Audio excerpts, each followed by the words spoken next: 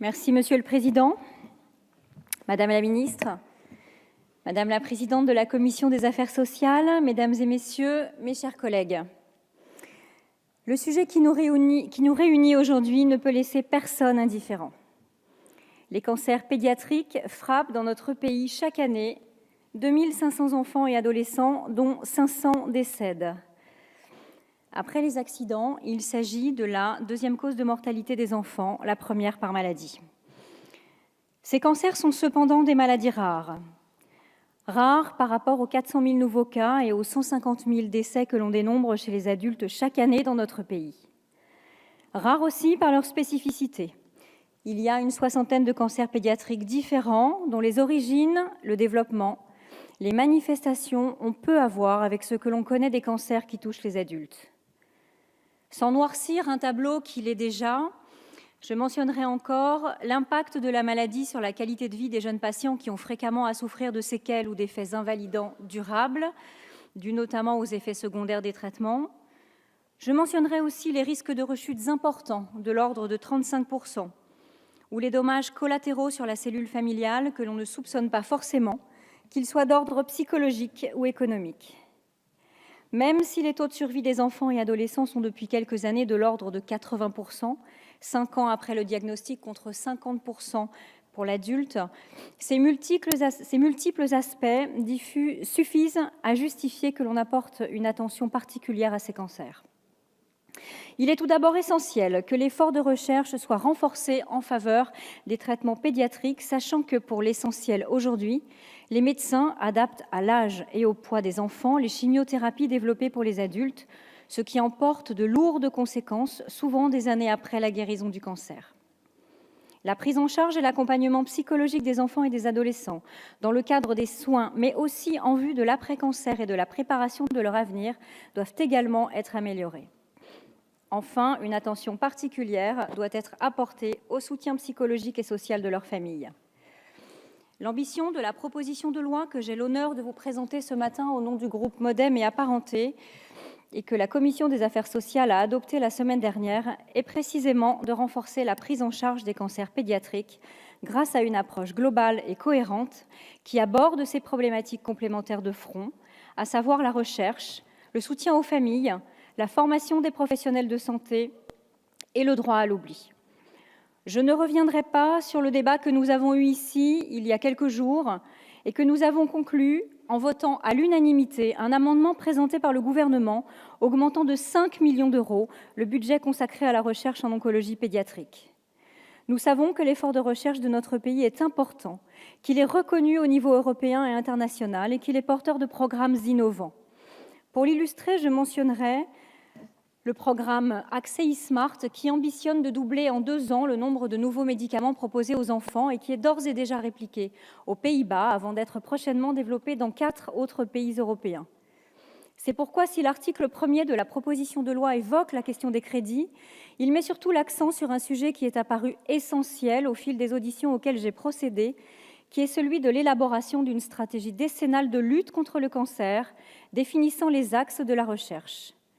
De très nombreux acteurs que j'ai interrogés m'ont en effet convaincu que parmi les missions confiées à l'INCa, cet aspect faisait défaut.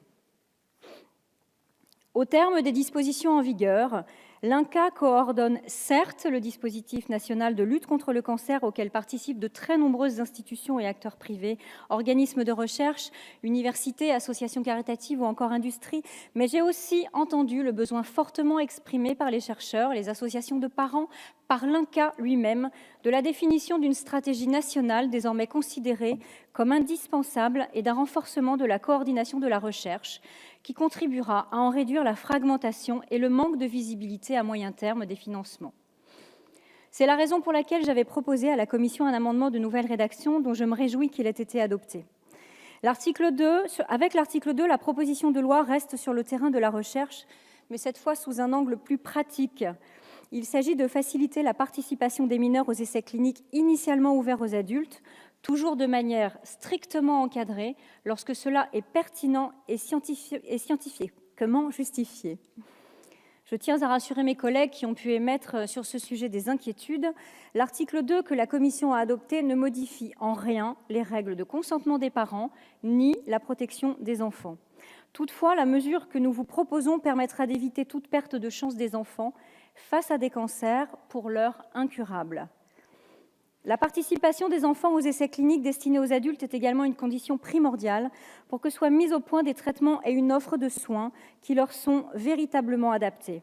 Le développement d'innovations thérapeutiques spécifiques permettra d'améliorer la qualité de vie des malades et de réduire les séquelles handicapantes dont souffre l'immense majorité des anciens patients guéris du fait de traitements reçus. Comme pour l'article 1er, cette réforme répond aux attentes des associations de parents qui témoignent de blocages actuels et rencontrent l'assentiment des professeurs d'oncologie que j'ai entendus. L'article 3 de la proposition entend améliorer le dispositif existant de congé de présence parentale et l'allocation journalière de présence parentale qui l'accompagne. Comme vous le savez, les parents d'un enfant atteint d'un cancer bénéficient aujourd'hui d'une durée de 310 jours de congé fractionnable sur une période de 3 ans renouvelable une fois. L'allocation journalière, qui peut leur être servie sur accord du service du contrôle médical, leur permet de compenser en partie la perte de salaire qu'ils subissent durant la maladie de leur enfant. En 2014, lorsque vous étiez présidente de l'INCa, Madame la Ministre, vous aviez alerté la CNAF sur la lourdeur des procédures, les retards et les conséquences qui pouvaient résulter, parfois très préjudiciables pour les familles modestes. J'ai retiré de mes auditions le sentiment partagé sur de nombreux bancs de cet hémicycle que les difficultés persistent aujourd'hui pour les familles qui tiennent notamment au fait que la durée prévue de l'AJPP se révèle insuffisante en cas de pathologie lourde et prolongée ou au fait que le renouvellement de la prestation est fréquemment refusé. C'est la raison pour laquelle la Commission a adopté le principe du déplafonnement de la prestation, ce qui est important pour qu'elle s'adapte au réel et puisse couvrir la pathologie dans son intégralité, certains enfants allant malheureusement de rechute en rechute pendant des années. Cela étant, afin de ne pas introduire de rupture d'égalité dans le dispositif entre parents sur la base de la nature de la maladie dont souffre leur enfant, nous examinerons tout à l'heure des amendements qui visent à élargir le dispositif sans le limiter aux seuls enfants atteints d'un cancer.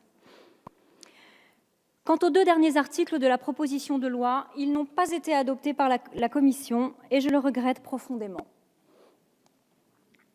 Ils participent en effet de la cohérence du dispositif que nous avons proposé et je voudrais prendre quelques instants pour y revenir et vous convaincre de la nécessité de les rétablir.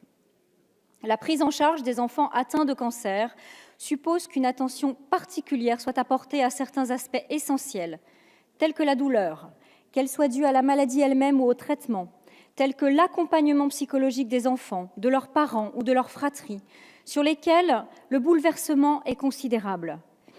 Le 3e plan cancer a mis en avant ces aspects et en a fait des priorités. Cela étant, les associations de parents, les psychologues, les infirmiers, les spécialistes de la douleur soulignent que ces questions sont encore très insuffisamment prises en compte sur le terrain et je vous renvoie à mon rapport pour plus de détails. Au-delà des moyens à y consacrer, c'est en premier sur la formation des professionnels de santé qu'il est essentiel de porter l'effort, notamment en matière de prise en charge de la douleur ou de suivi psychologique. On a opposé que l'article 4 ne relevait pas du domaine de la loi et qu'il n'entrait pas dans les compétences du législateur de déterminer le contenu des formations médicales et paramédicales, que le ministère engageait un processus de recertification des professionnels de santé, ce que vous nous confirmerez, Madame la Ministre. Je n'en disconviens pas et c'est précisément pour ces raisons que l'article de rétablissement que je propose et que je suis heureuse de voir repris par l'ensemble de ces bancs renvoie expressément à un décret en Conseil d'État le soin de fixer le contenu des actions de formation continue du DPC. Il me semble en tout cas extrêmement important que nous indiquions dans la loi que certaines problématiques doivent impérativement figurer dans le processus de formation continue des professionnels et je vous remercie par avance de l'accueil que vous réserverez à tous ces amendements de rétablissement de l'article 4. L'article 5 de la proposition de loi, auquel j'attache également une grande importance, a aussi été supprimé par la Commission. Il visait à étendre le droit à l'oubli aux jeunes, âgés de 18 à 21 ans, après leur rémission contre 10 ans aujourd'hui. On m'objecte qu'il serait inopportun que le législateur intervienne dans un processus conventionnel qui fonctionne de manière satisfaisante depuis le début des années 90 et que l'on risquerait aussi de bloquer le processus auquel je vous sais très attachée, Madame la Ministre. Pourtant, cette mesure concernerait moins de 900 jeunes et encore même moins puisqu'il s'agirait seulement de celles et ceux qui souhaiteraient contracter après. Il s'agit simplement de leur permettre de réaliser leurs projets sans attendre, sans subir une double peine à la suite de leur maladie. J'ajoute qu'une telle démarche avait déjà été réalisée avec succès dans le cadre de l'examen au Parlement du projet de loi de modernisation du système de santé, prouvant, s'il en était besoin, que le processus conventionnel n'est pas l'unique moyen de modifier le droit à l'oubli. L'article 5 est donc un premier pas, certes modeste, vers la promesse de campagne d'Emmanuel Macron, qui s'était engagé à réduire le droit à l'oubli à 5 ans pour tous. Telles sont les dispositions de la proposition de loi que je souhaitais vous présenter. Je sais que ces ambitions sont partagées par tous. Il me paraît important que nous répondions aux attentes des patients, de leurs familles, et que nous contribuions à essayer d'améliorer leur quotidien difficile. C'est en tout cas l'ambition de ce texte qu'attendent l'ensemble des acteurs que j'ai rencontrés. Je vous remercie.